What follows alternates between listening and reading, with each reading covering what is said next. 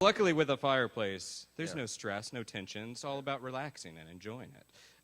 So, there you go. Actually, here. You know, because it's so cold in here. You can't can't feel really, my feet. You can't have a fireplace chat without a a stogie. stogie? There you go. Nice. There you go. There we go. Yeah. So, reading good letters lately? Good letters. No. No, I never read letters. I never write letters. That was a very unique experience. How did that come about? How did you get involved with that, with the sorority girl letter? My publicist set it up.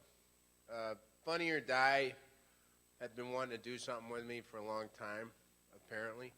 And I went to L.A. for the Iceman premiere. And I was at my hotel.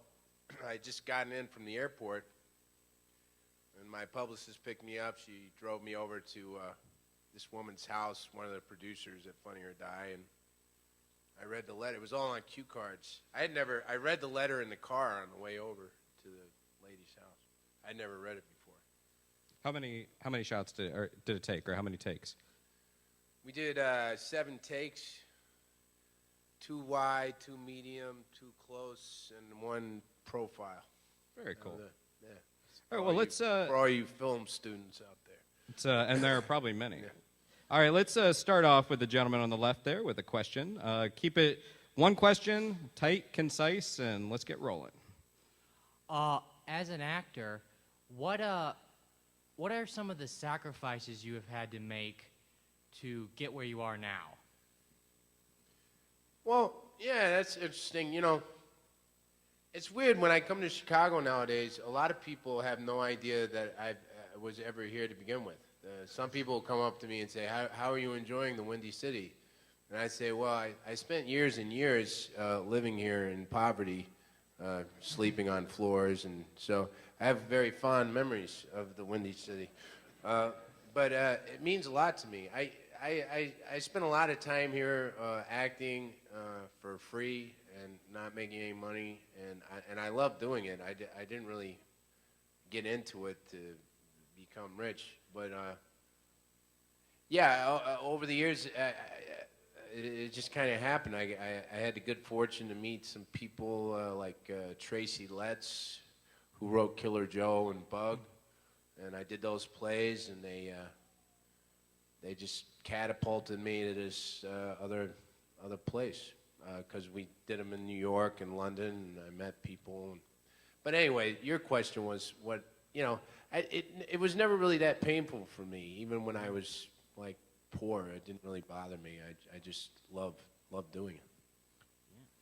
And now you're back in Chicago for Simpatico, right? Yeah, I'm going to play at this theater. We started it 20 years ago.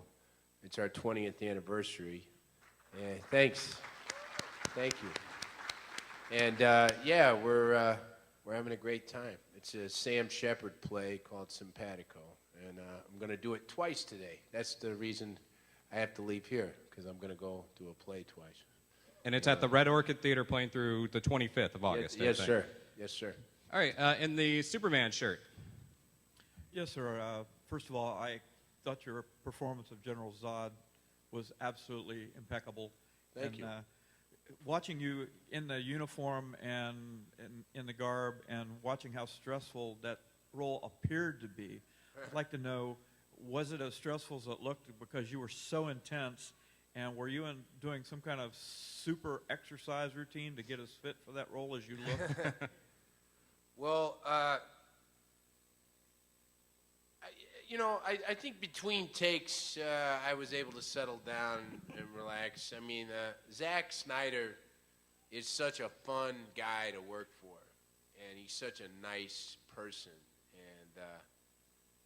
and he makes me laugh. I mean, he's very funny, and you really look forward to going to his set every day. And there's not a lot of directors I can honestly say that about. Like, you look forward to seeing him. You know, he's a really smart guy. And so, I saved this stressed out stuff for when I would say save it for when you're actually being filmed.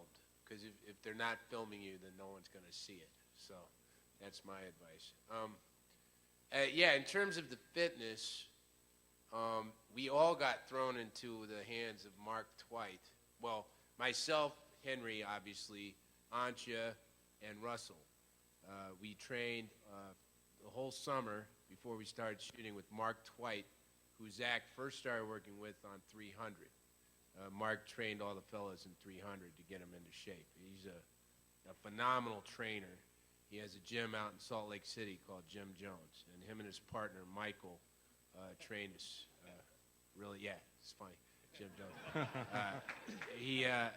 But he was a mountain climber. Mark's actually kind of not a huge guy. He's small and wiry, but you can tell he's just fiercely strong. And anyway, yeah, but we had a good time. Even doing that, we had a good time. I mean, I have no complaints about being a Man of Steel, believe you me. So, yeah, thanks. Thank you very much. Mm-hmm. Gentleman over here on the left. Hi. I have to say, Take Shelter was a pitch perfect movie to me, and a lot of the B-roll was Oh, filmed. thank you. A lot of the B-roll was filmed in my hometown. Thank you. But it's not unrelated. What are your top 5 favorite movies? Oh, wow. King of Comedy. By Scorsese. Alphaville by Godard.